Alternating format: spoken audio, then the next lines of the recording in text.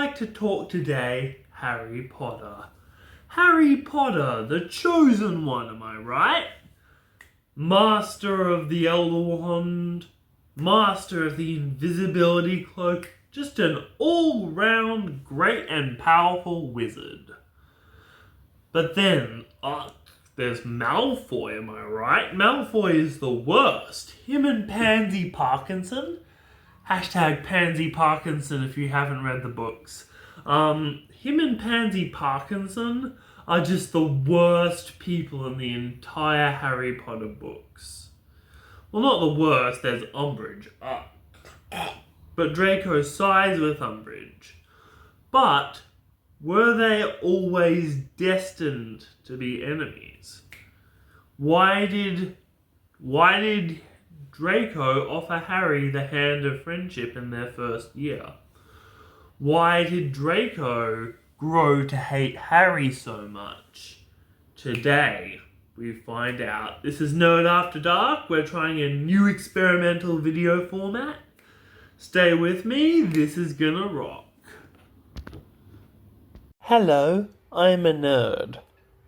So, yes, I do think Harry and Malfoy were always destined to be enemies, by the mere fact that Draco's father is a supporter of Voldemort. More on that later. But Malfoy, the family name, is on the Sacred 28. And again, the Sacred 28, with the Malfoy name, if you don't know, is a list of pure-blood wizard families who came together and made a list of themselves to increase their power and influence, to try and show the exact kind of purity that they were.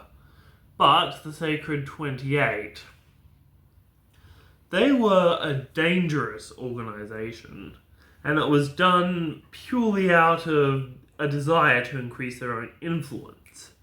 And yes, some of them resorted to inbreeding among only purebloods, which is really disgusting. And Malfoy, his name is on there, although his family didn't resort to the same inbreeding countermeasure. They happily married half-bloods and put them on their family tree. Now, Draco is a very dangerous boy, if that makes sense. Far more dangerous than his father ever was. You know how Voldemort celebrated killing Dumbledore? That was not Voldemort's plan for Draco Malfoy to do that. That was his plan to punish Lucius Malfoy. And Draco Malfoy never wanted that. He just wanted to punish Lucius for breaking the prophecy. So no, Voldemort does not get credit for killing Dumbledore. That is entirely Draco Malfoy. Well, technically it's Snape. Avada Kedavra! No wait, that's Voldemort killing Harry in the forest. Avada Kedavra. That's more Snape. Anywho, Hazza Potter, as we know him here down under, is the exact opposite. He was raised and bullied. He was bullied from when he was a child. And that's why I think he hated Draco.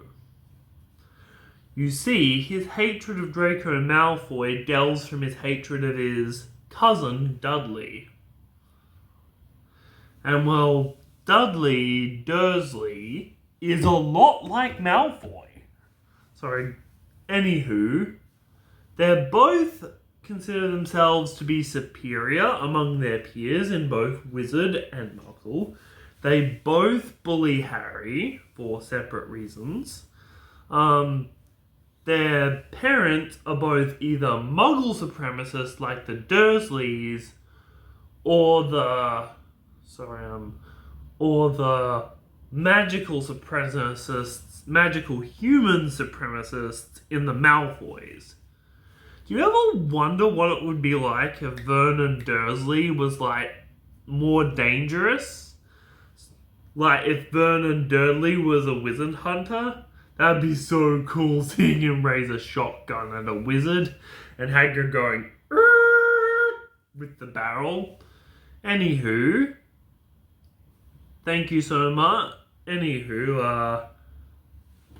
So I would like to explain how Hazapoddo, as we know him here on the I Am a Nerd channel, I would like to explain how Hazapoddo's killing Voldemort was perceived among the wizarding community. Yes, everyone loved that Voldemort was gone, but imagine the emotion you would feel knowing a baby killed Lord Voldemort, which the most powerful wizards of their time could not manage. And yes, we all know what's special about Harry. He can love.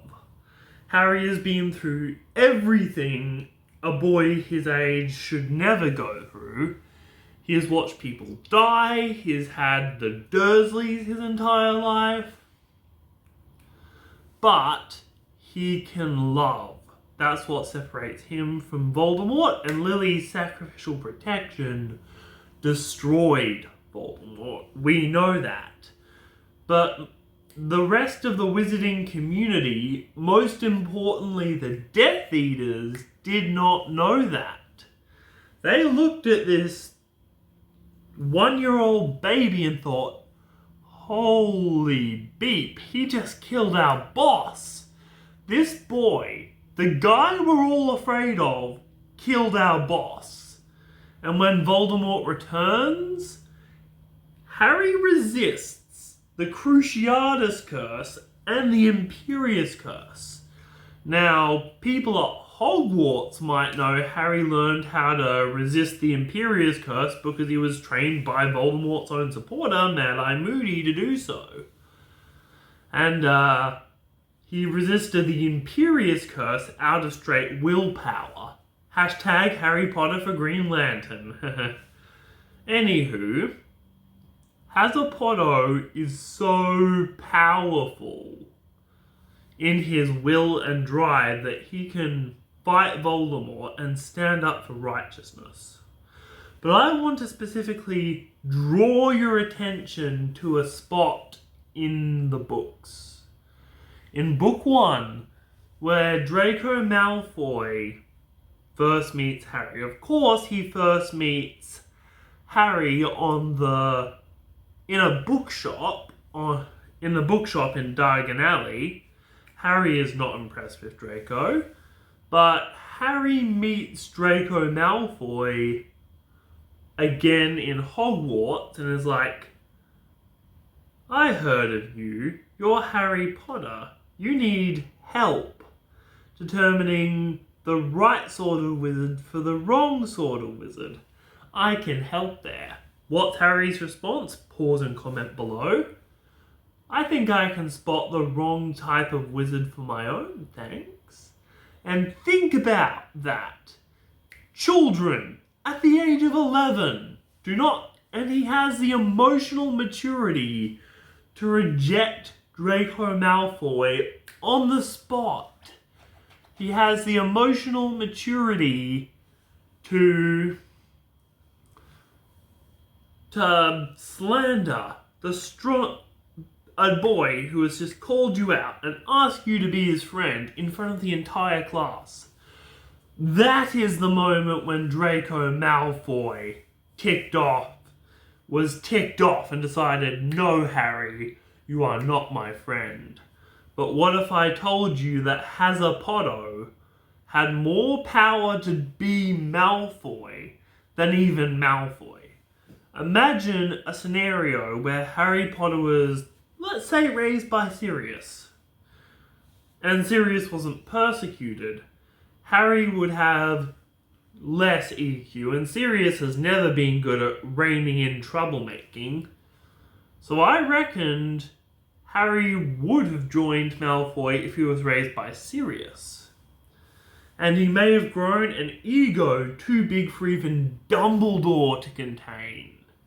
Can you imagine that? An ego too big for Dumbledore to contain.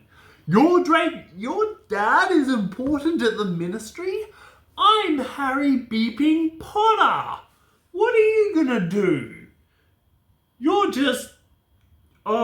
on the sacred 28. My dad is a pureblood ex-Quidditch captain. And I'm Harry Potter. Yes, I can imagine Harry being arrogant. But I want to circle back to the moment when Harry Potter rejected Draco Malfoy. Harry Potter stood firmly and rejected him, but before that, the Death Eaters saw this child vanquish the Dark Lord. You might think, oh, well, the Death Eaters, they obviously hate this. They banished the Dark Lord. No, they just saw a toddler banish their boss.